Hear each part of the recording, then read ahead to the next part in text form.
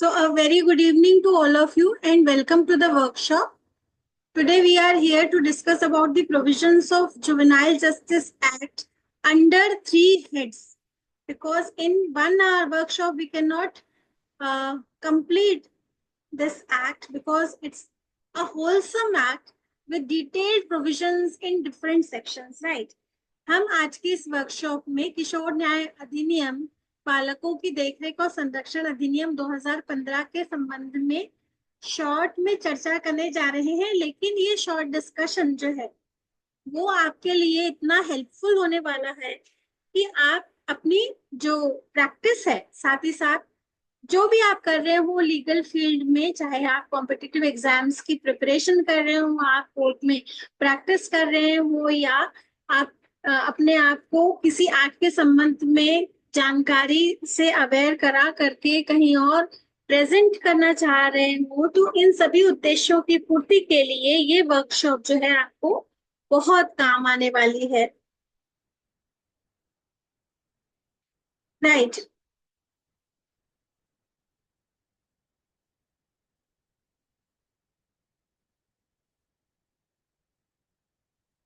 आज की इस वर्कशॉप में बेसिकली हम डिस्कस करेंगे ये तीन बिंदु: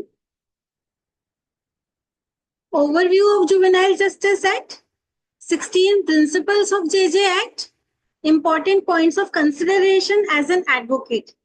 ठीक है, एक रूपरेखा की हम बात करेंगे कि किशोर न्याय अधिनियम वास्तव में है क्या, इसमें डिस्कस क्या किया हुआ है। ठीक, 16 सिद्धांत ये ऐसे सिद्धांत हैं जो, जैसे अगर आपने किसी भी विधि से संघर्षरत बालक के संबंध में या देखरेख और संरक्षण की आवश्यकता वाले बालकों के संबंध में कभी कोई डीलिंग की होगी या आपको इस संबंध में कोई जानकारी प्राप्त हुई होगी, तो आपका ओपिनियन आज के बाद उन बच्चों के लिए पूरी तरह से बदल जाएगा जब आप ये 16 प्रिंसिपल जानेंगे।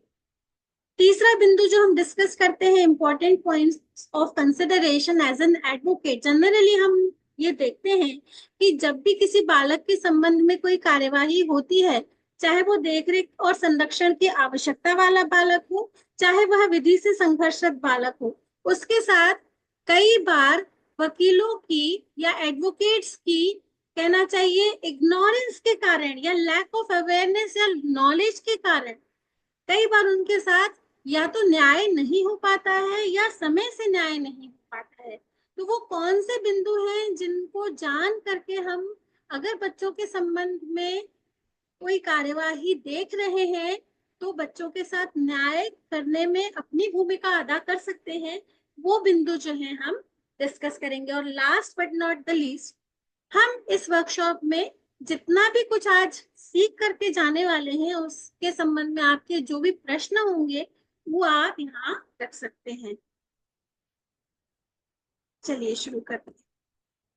शुरू करने से पहले मैं बताना चाहूंगी आप सभी को मेरी जर्नी के बारे में। मेरा नाम एडवोकेट डॉक्टर इंदु साधवानी है। मैं एक असिस्टेंट प्रोफेसर गेस्ट में टीसीएल कॉलेज में साइकोलॉजी सब्जेक्ट पढ़ाया करती हूँ। जुवेनाइल जस्टिस बोर्ड से जुड़ी हुई हूँ। 2020 से अब तक लगभग 3000 स्टूडेंट्स को एजुकेशन प्रोवाइड कर चुकी हूँ, लीगल एजुकेशन। मेरा मोटो जो है, यंग जनरेशन को इतना एम्पावर कर देना है ताकि वो अपने ज्ञान की मदद से जो मानवीय कृत्य होते हैं, जो एक भाव होता है, उसको आगे रखते हुए, मानवीय मूल्यों को ध्यान में रखते हुए एक ऐसे नागरिक के रूप में उभर कर आए जो कि हमारे देश के बेहतरी के लिए कार्य कर सके। तो एक छोटा सा एक प्रयास है मेरा इस संबंध में। Overview of juvenile justice act, जिसमें किशोर न्याय अधिनियम का एक सामान्य परिचय हम देखने जा रहे हैं। तो आपको पता होना चाहिए इस अधिनियम का नाम, पूरा नाम, कभी भी कोई एक्ट हम जब पढ़ते हैं, डिस्कस करते हैं, तो हमको उस अधिनियम का पूरा पूरा नाम कैसे बोला जाता है, कैसे लिखा जाता है, ये पता होना जरूरी।